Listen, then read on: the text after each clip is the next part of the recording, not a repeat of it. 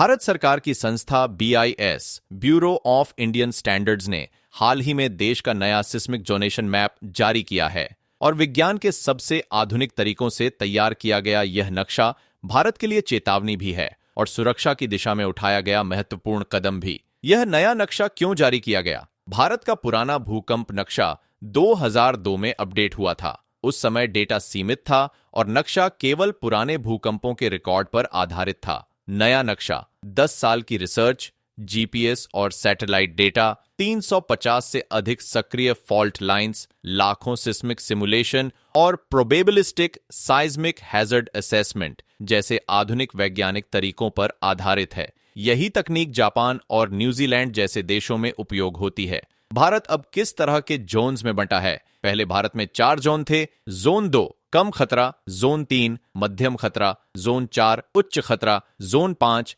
बहुत अधिक खतरा। नया नक्शा इन जोन्स को और कड़ा बनाता है। सबसे महत्वपूर्ण बदलाव, पूरा हिमालय अब अल्ट्रा हाई रिस्क श्रेणी में आ गया है, जिसे एक्सपर्ट जोन 6 कह रहे हैं। पहले हिमालय का कुछ हिस्सा जोन 4 और कुछ जोन 5 में था, लेकिन अब कश्मीर से लेकर अरुणाचल तक पूरा हिमालय एक अल्ट्रा हाई साइज्मिक बेल्ट घोषित हो चुका है। देश की कितनी आबादी खतरे में है? नए नक्शे के अनुसार भारत का 61% भूभाग अब हाई रिस्क सिस्मिक एरिया है और 75% आबादी जोन 3, 4, 5 और अल्ट्रा जोन 6 में रहती है।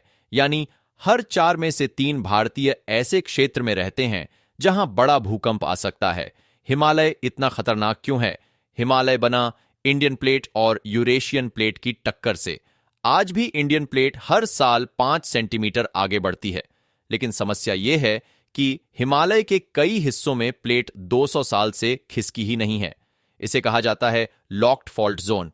जब इतनी ऊर्जा एक साथ रिलीज होती है, तब आते हैं 8.0 से 8.5 तीव्रता तक के मेगा भूकंप।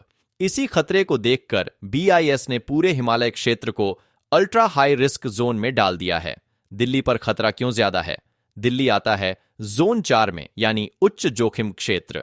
दिल्ली के आसपास 3 महत्वपूर्ण फॉल्ट लाइनें हैं: Delhi Mathura fault line, Mahendragarh Dehradun fault line, Himalayan frontal fault line.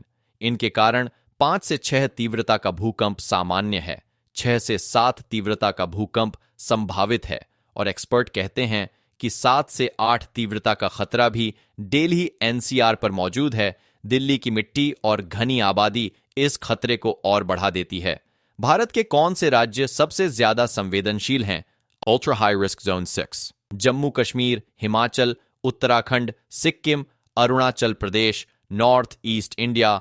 High risk zone 4 और 5 Delhi, Punjab, Haryana, Uttar Pradesh, Bihar, Assam, Nagaland, Meghalaya, Tripura, Manipur. Moderate to low risk south and west India.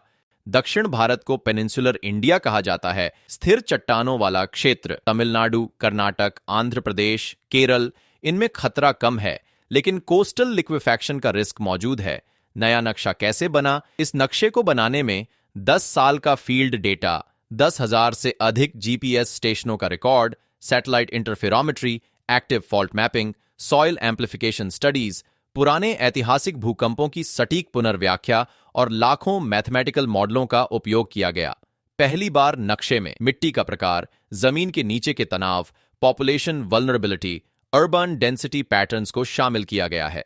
Bharat के इतिहास के 3 बड़े भूकंप, 2004 इंडियन ओशन सुनामी, 14 देशों में तबाही, 1.7 लाख मौतें, अंडमान का इंदिरा पॉइंट समुद्र में समा गया, 2001 गुजरात भूकंप, 17,000 मौतें, 67 लाख घायल, 24 जिले प्रभावित, 1819 भुज भूकंप, जमीन उभरकर अल्लाह बंड नाम का टीला बना, पूरे इलाके का भूगोल बदल गया।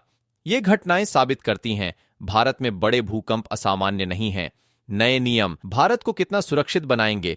BIS के अनुसार नए स्ट्रक्चरल कोड अपनाकर 80 से 90% नुकसान कम किया जा सकता है। नई इमारतें गिरने की संभावना बेहद कम, पुल, हाईवे, फ्लाईओवर अधिक सुरक्षित, स्कूल और अस्पतालों को विशेष सुरक्षा मानकों पर बनाया जाएगा। पुराने घरों को रेट्रोफिट करने की सलाह दी गई है, जिससे हजारों जानें बच सकती हैं। निष्कर्ष, एक चेतावनी और एक अवसर। यह नया भूकंप नक्शा सिर्फ रिपोर्ट नहीं है, यह एक भविष्य चेतावनी है। खतरा मौजूद है, समय अनिश्चित है, लेकिन तैयारी अभी भी संभव है। जो लोग जोन 3, 4, 5 और अल्ट्रा जोन 6 में रहते हैं, उनके शहरों में अब हर इमारत नए नियमों के अनुसार ही बनेगी। यह कदम आने वाले वर्षों में भारत को भूकंप सुरक्षा के वैश्विक मानकों के बहुत करीब ले जा सकता है।